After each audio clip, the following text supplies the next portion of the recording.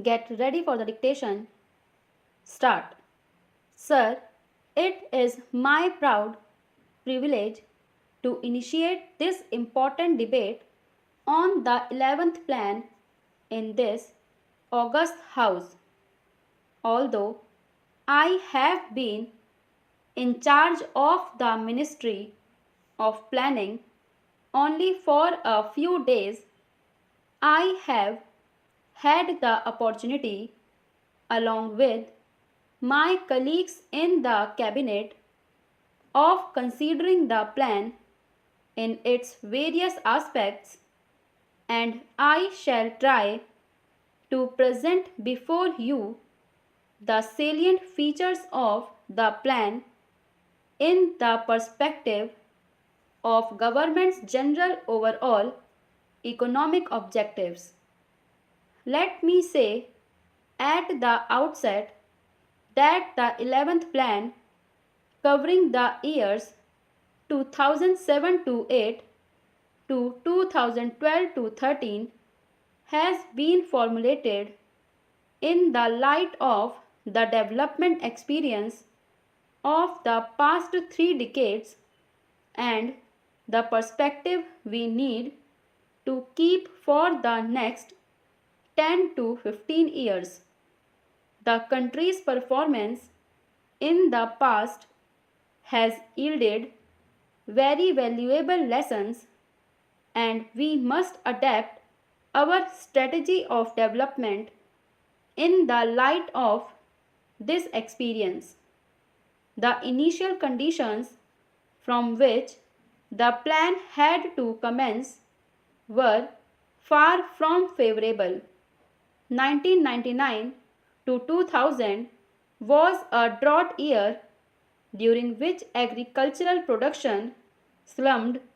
There was a sharp rise in prices which continued during 2002, and many weaknesses appeared in the basic infrastructure of coal, transport, and power, which in turn had adverse consequences for industrial growth.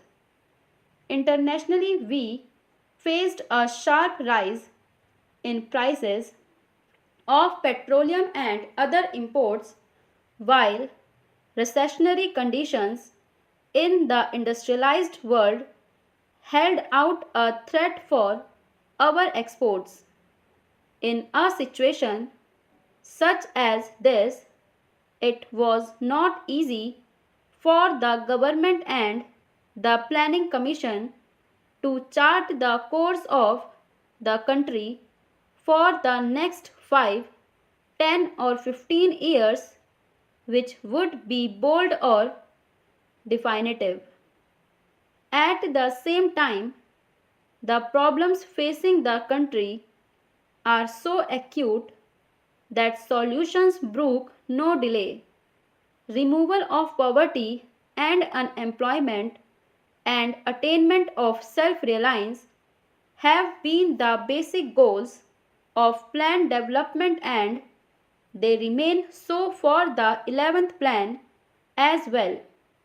In order to move forward towards these objectives, it is essential, although not sufficient to achieve a high rate of growth of national income. The plan thus aims at a growth rate of 5.2% per annum. This is not an ambitious target, especially since 1999 to 2000 was year of low output, but it still requires assiduous efforts to utilize excess capacity in the system and to build new productive capacities in industry as well as agriculture, in power, and in transport, so as to sustain the momentum of development in the years to come beyond the present plan period. We think this effort can be made. Indeed, in the first 18 months since this government came to power, such an effort has been made. As a result, the growth rate last year was 7% and is likely to be 4.5% this year. Thus, the average for the plan may come to 6%.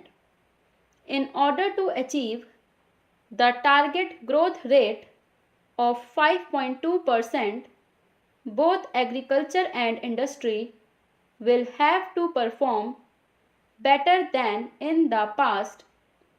In terms of gross value added, the plan envisages an average growth rate of about 4% for agriculture and about 7% for mining and manufacturing.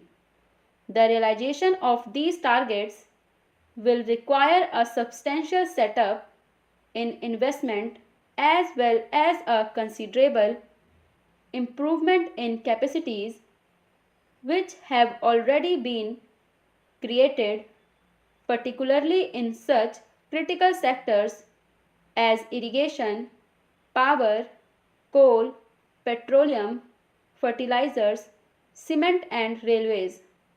The 11th plan lays balanced emphasis on both these aspects. The country is currently self-sufficient in food grains. However, there are still gaps in such important areas as pulses and vegetable oil seeds. Agriculture being still the foundation of our economy, the 11th plan contains a number of programs designed to further strengthen the modernizing impulses in agriculture, covering both food and cash crops. As a part of the overall strategy, the area under irrigation is sought to be increased by nearly 15 million hectares over the plan period. The consumption of chemical fertilizers is expected to go up from 5 million tons of nutrients in 1999 to 2000 to 9 million tons in 2004 to 5. The institutional credit for agriculture and rural development will be more than doubled over the plan period. The newly planned National Bank for Agriculture and Rural Development will act as a powerful agent for overcoming the weaknesses of the credit delivery systems, particularly in meeting the credit needs of small and marginal farmers and rural artisans. Apart from crop husbandry, considerable stress has been laid on the development of subsidiary occupations like animal husbandry, horticulture, fisheries, social and farm forestry. The Dairy Development Program alone is expected to benefit about 15 million families. It is the declared policy of the government to provide remunerative prices for farm produce and to strengthen the infrastructure for marketing so that farmers have an adequate incentive to produce more.